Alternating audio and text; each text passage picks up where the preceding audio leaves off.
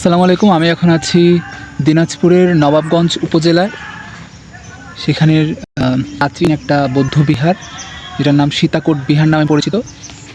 মূলত এটা আগে সীতাকোট বিহার নামে তো ছিল না, মূলত 1812-র আগে এটা ছিল। এটা স্থানীয় জনগণ এবং জেলা পরিষদ দ্বারা বলা হতো এটি ছিল রামায়ণে বর্ণিত সীতার দ্বিতীয় বনবাসের স্থান। বনবাস যেখানে করছেন সেটার বাসভবন ছিল এখানে। পরবর্তীতে অধ্যাপক গোলাম মোহাম্মদ জাকারিয়া জায়গাটিতে সন্দেহ পোষণ করেন যে এটি আদৌ সেটি কিনা। তিনি এখানে প্রত্নতত্ত্ব বিভাগের লোকদের দ্বারা জায়গাটিতে খনন কার্য সম্পন্ন করার পরে তারা নিশ্চিত হন এটি একটি বিহার ছিল। তখন প্রত্নতত্ত্ব বিভাগের অনেকেই বলতে চেয়েছিল যে এটি সপ্ত থেকে ষষ্ঠ শতকের সময় নির্মিত। তবে মোহাম্মদ জাকারিয়া তিনি মনে করতেন যে মাৎস্যন্যাসায়ের যুগে এমন একটি স্থাপনা বা বিহার তৈরি করা সম্ভব ছিল না।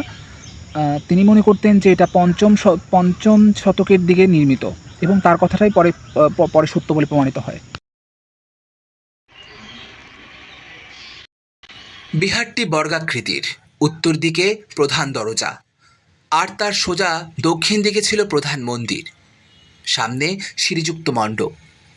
বিহারটিতে 41টি কক্ষ, উত্তরে 8টি এবং অন্য 3 দিকে 11টি।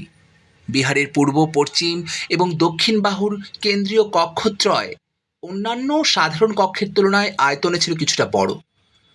বাহ্যিক গঠন দেখে এসবই ধারণা করা হয়। প্রতিটি কেন্দ্রীয় কক্ষের একটি করে ইটের বেদে ছিল, সেখানে হয়তো পূজার জন্য মূর্তি রাখা হতো। বিহার ভবনের দক্ষিণ দিকে একটু দূরে কিন্তু মূল ভবনের সঙ্গে আবৃত পথ দ্বারা সংযুক্ত সম্মুখভাগে বারান্দা সহ 5টি কক্ষ পাওয়া যায়। ধারণা করা হয় এসব ছিল শৌচাগার। ছাদের জন্য চুন, সুরকি এবং ভার বহনের জন্য কড়িকাঠ ব্যবহার করা হয়েছিল।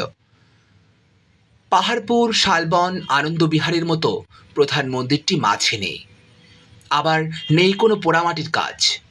এই বিহারের সাথে বগুড়ার ভাসু বিহারের অনেকটা মিল রয়েছে। আজকের মতো এ পর্যন্ত। দেখা হবে বাংলাদেশের অন্য কোনো জায়গায়, অন্য কোনো ঐতিহাসিক স্থানে।